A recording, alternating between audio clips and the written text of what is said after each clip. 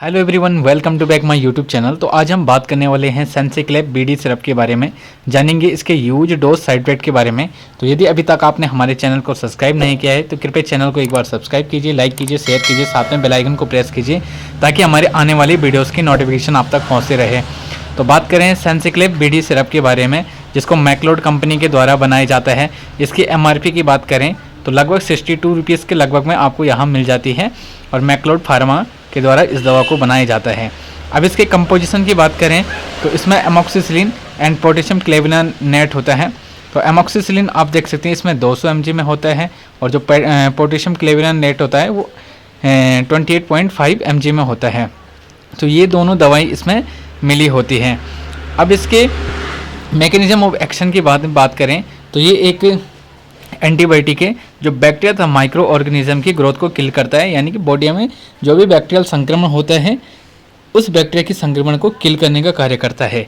अब इसके यूज के बारे में जानें तो इसका यूज बच्चों में किया जाता है। ये एक सिरप फॉर्म में होता है और आप 1 साल से और 6 से 7 साल के बच्चे में आप इसका यूज कर सकते हैं। यदि 7 साल से ऊपर का बच्चा है तो उसमें आप सेंसिक्लेब DS नाम से सिरप आता है तो उसका यूज कर सकते हैं, जिसके लिए मैंने दूसरी वीडियो बनाई है। तो आप 1 साल से 7 साल के बच्चे में इसका प्रयोग कर सकते हैं। अब हम इसके यूज के बारे में बात करें तो जैसा कि मैंने बताया ये एक एंटीबायोटिक प्रॉपर्टीज़ रखता है। तो जहाँ पे भी बैक्टीरिया का संक्रमण होता है तो उस कंडीशन में इसका प्रयोग किया जाता है। यदि बच्चों में बुखार की समस्या हो रही है, बच्चों में बुखार हो रहा है तो उस कंडीशन में इसका प्रयोग किया जाता है। यदि निमोनिया की प्रॉब्लम बच्चों में हो रही है, फेफड़ों में बलगम जम गया हो या COPD जैसी समस्याएं हो रही हैं, गले में आवाज़ आ रही हो या बहुत तेज़ी मात्रा में खांसी हो रही हो तो उस कंडीशन में इसका प्रयोग किया जाता है। बुखार, खांसी और बैक्टीरियल संक्रमण जहाँ पे हो रहा हो, यानी कि कहीं पे चोट वगैरह लगी हो, उस जगह पे सूजन हो और वहाँ पे फोड़ा फुंसी बना हो, घाव बना हो, तो उस कंडीशन में आप इसका प्रयोग कर सकते हैं।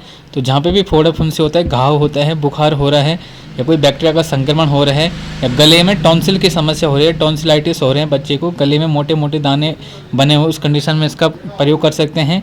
मम्पल्स में आप इसका यूज करते हैं, बच्चों में गठान बन जाती है गले के साइड में, उस कंडीशन में आप इसका प्रयोग कर सकते हैं। गले में होने वाले इन्फेक्शन में आप इसका प्रयोग कर सकते हैं और खांसी से संबंधित उसमें आप इसका प्रयोग कर सकते हैं। या जब भी बच्चे को बहुत तेज़ी मात्रा में कफ बाहर आता है तो उस कंडीशन में आप इसका प्रयोग कर सकते हैं।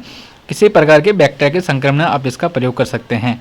अब इसके डोज के बारे में बात करें तो 1 से 3 साल के बच्चे में आप इसको 3.5 ml सुबह शाम दें। 3.5 से 5 साल के बच्चे में आप इसको 5 ml सुबह शाम दें और 5 से 7 साल के बच्चे में आप इसको 7 साल से ऊपर भी आप इसको दे सकते हैं, कोई चल जाता है। 7 साल से ऊपर का जो बच्चा है 10 साल तक आप नॉर्मली वैसे दे सकते हैं। तो जो 5 साल से ऊपर का बच्चा होता है तो उसमें आप इसको 7 ml सुबह शाम दे सकते हैं। अब इसके साइड इफेक्ट के बारे में बात करें तो ये एक पेनिसिलिन ग्रुप का एंटीबायोटिक है जो लेने के बाद स्किन पे एलर्जी वगैरह हो सकती है, नोज़िया की समस्या हो सकती है, वॉमिटिंग की समस्या हो सकती है और सबसे पहले स्किन एलर्जी हो सकती है। यदि कोई बच्चा या कोई जिसको आप दे रहे हो पेनिसिलिन से एलर्जी के तो उस कंडीशन में पेशेंट को ये एलर्जी कर सकता है। तो जब भी बॉडी में एलर्जी हो वगैरह हो या वॉमिटिंग की प्रॉब्लम हो या कोई भी सिम्टम आपको दिखें तो आप इस दवा का प्रयोग तुरंत बंद करें या अपने चिकित्सक से परामर्श करें।